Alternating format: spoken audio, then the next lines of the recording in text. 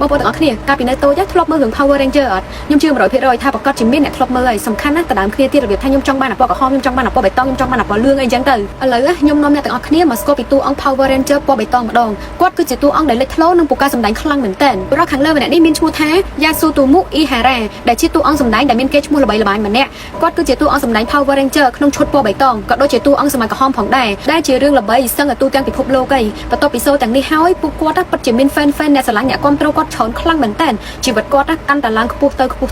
តែថ្ងៃមួយដោយសារតែការធ្វើប្រហែសអ៊ីហារ៉ាគាត់បានធ្វើឲ្យជីវិតរបស់គាត់ផ្លាស់ប្ដូរភ្លាមមួយរំពេចតែម្ដងដោយការនោះអ៊ីហារ៉ាគាត់បានថតសូរជាច្រើនរឿងហើយចំណាយកម្លាំងនិងពេលវេលាយូរទៀតក៏បានធ្វើឲ្យគាត់អស់កម្លាំងជាខ្លាំងរំពេចនោះគាត់ក៏បានកលាច់ជើងធ្វើឲ្យគាត់ដួលប៉ះពាល់ដល់ជង្គង់របស់គាត់យ៉ាងធ្ងន់ធ្ងរកំឡុងពេលដែលគាត់កំពុងថតនោះហើយដោយសារតែវាមានបញ្ហាធ្ងន់ធ្ងរពេករហូតដល់ថ្នាក់បញ្ជូនគាត់ទៅព្យាបាលនៅឯមន្ទីរពេទ្យហើយអ្វីដែលសំខាន់មួយទៀតនោះគឺរឿងដែលគាត់កំពុងតែថតហ្នឹងគឺគេបញ្ញត្តិត្រូវចេញផ្សាយហើយជង្គង់របស់អ៊ីហារ៉ាក៏អត់បានជាទាន់ពេលវេលាដែរអញ្ចឹងខាងក្រុមហ៊ុនថតក៏បានសម្រេចចិត្តបញ្ឈប់ការថតរបស់គាត់ហើយឲ្យគាត់នឹងលាលែងពីតំណែងតែម្ដងគាត់ក៏បានបាត់បង់ការងារព្រោះតែអភូតហេតុមួយនេះនិយាយមែនហ្មងបងប្អូនទាំងគ្នាពេលអញ្ចឹងអាណិតគាត់មែនតាដូចពាក្យមួយគេនិយាយថាទុកជន់ទុកអញ្ចឹងគាត់តែមិនអត់ខំទេណាគាត់ខំប្រឹងមែនតែនប៉ុន្តែបែរជាជួបរឿងអកុសលបែបនេះទៅវិញបន្ទាប់ពីគាត់បានជាសះស្បើយឡើងវិញអស់រយៈពេលយូរខ្លាំងមែនតែនគាត់ក៏បានព្យាយាមដើររកការងារធ្វើតែហាក់បីដូចជាគ្មានការងារមួយណាទទួលគាត់នោះទេហើយពីមួយថ្ងៃទៅមួយថ្ងៃគាត់បានដកលុយសន្សំមកចាយវាយដោយការចំណាយទៅលើការហូបចុកការស្នាក់នៅនិងការចំណាយផ្សេងរហូតដល់គាត់ចាយអស់ពីខ្លួនតែម្ដង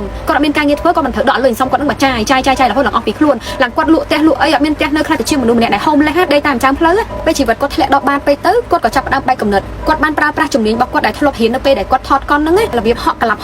តោងលើអញ្ចឹងអីចឹងទៅគាត់ក៏បានតោងទៅលើដំបូលផ្ទះរបស់ប្រជាពលរដ្ឋដើម្បីចូលទៅលួចអីវ៉ាន់ចាប់ផ្ដើមមានកំណត់ធ្វើជាចោរអញ្ចឹងណាពួកគាត់អស់មធ្យោបាយហើយពីដំបូងគាត់លួចបានហើយគាត់លួចបានច្រើនទៀតសរុបការលួចរបស់គាត់ចូលទៅលួចអស់43អាផាតមិនហើយចំនួនទឹកលុយប្រមាណ